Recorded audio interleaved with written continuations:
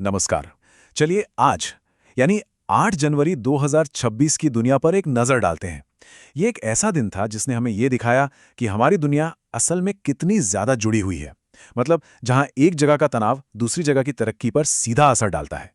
तो चलिए गहराई में उतरते हैं, समझते हैं कि कैसे एक ही दिन में सोचिए, एक तेल टैंकर जब्त होता है, एक बड़ा भूकंप आता है और एक बहुत बड़ी टेक कंपनी का विलय हो जाता है। और हाँ, इन सब का हमारे लिए मतलब क्या है? तो शुरुआत करते हैं अंतर्राष्ट्रीय मंच से, जहां आज काफी हलचल मची रही और बड़े-बड़े देशों ने अपनी अपनी रणनीतिक चालें चली। दिन की शुरुआत ही हुई एक बड़े टकराव के साथ। अमेरिका और रूस के बीच एक तेल टैंकर को लेकर तनाव एकदम से बढ़ गया। अब देखिए, ये सिर्फ एक जहाज को जब्त करने की बात नहीं है, नहीं, ये एक ऐसी घटना है जो दो महाशक्तियों के बीच जो पहले से ही नाजुक रिश्ते हैं ना, उन्हें और भी ज्यादा बिगाड़ सकती है। और यहीं पर बात दिलचस्प हो जाती है।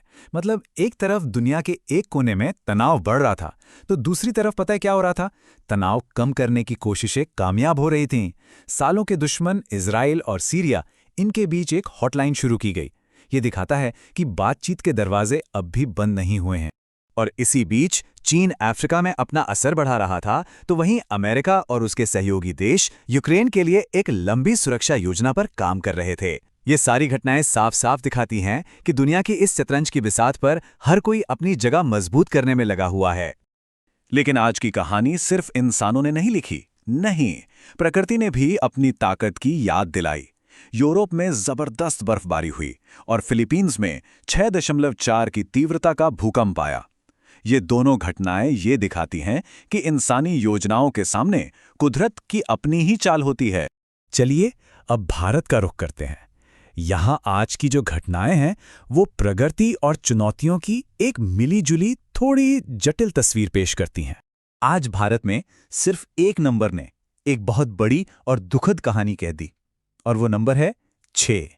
ये संख्या है झारखंड में एक जंगली हाथी के हमले में मारे गए एक ही परिवार के 6 सदस्यों की। यह एक बहुत ही दुखद घटना है, और यह भारत में इंसान और वन्य जीवों के बीच जो संघर्ष बढ़ रहा है, उसकी एक गंभीर हकीकत को हमारे सामने ला के रख देती है। और यही है भारत की आज की दोहरी हकीकत। एक तरफ देखिए, दिल्ली में हिंसक झड़पें हो रही हैं, भीषण ठंड की चुनौती है, तो दूसरी तरफ क्या है?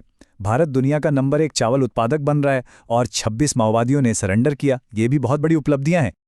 अच्छा, अब इन सामाजिक और राजनीतिक घटनाओं से थोड़ा हटकर चलिए अर्थव्यवस्था की दुनिया में चलते हैं। देखते हैं कि आज पैसों का खेल कहां और कैसे चल रहा था। आज एक बड़ा आंकड़ा सामने आया, लगभग 7.5%।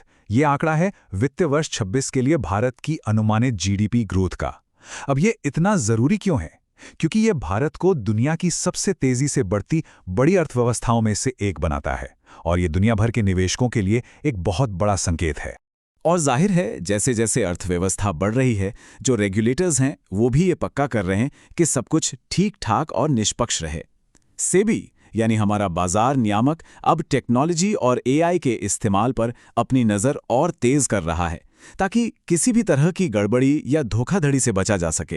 टेक की दुनिया में भी आज एक बड़ा कदम उठाया गया। 2 बड़े स्मार्टफोन ब्रांड रियलमी और ओप्पो अब एक हो रहे हैं। ये एक बहुत बड़ा रणनीतिक विलय है। ये कदम उन्हें अपने रिसोर्सेज को एक साथ लाने और मार्केट में और ज्यादा मजबूती से मुकाबला करने में मदद करेगा, खासकर बड़ी कंपनियों के खिलाफ। इसके अलावा भी बाजार में काफी कुछ हुआ। सैमसंग ने एक बहुत बड़े शेयर बायबैक का ऐलान किया, जो अक्सर कंपनी में भरोसे का संकेत माना जाता है। वहीं भारतीय राज्यों ने व्यापार में आने वाली रुकावटों को लेकर अपनी चिंताएं सामने रखीं, जो कि अर्थव्यवस्था के लिए एक जरूरी मुद्दा है। चलिए अब आखिर में आज की कुछ सबसे प्रेरक कहानियों पर नजर डालते हैं। ये कहानियां हैं इंसानी जज्बे और हमारी उपलब्धियों की, खेल के मैदान से लेकर विज्ञान की दुनिया तक।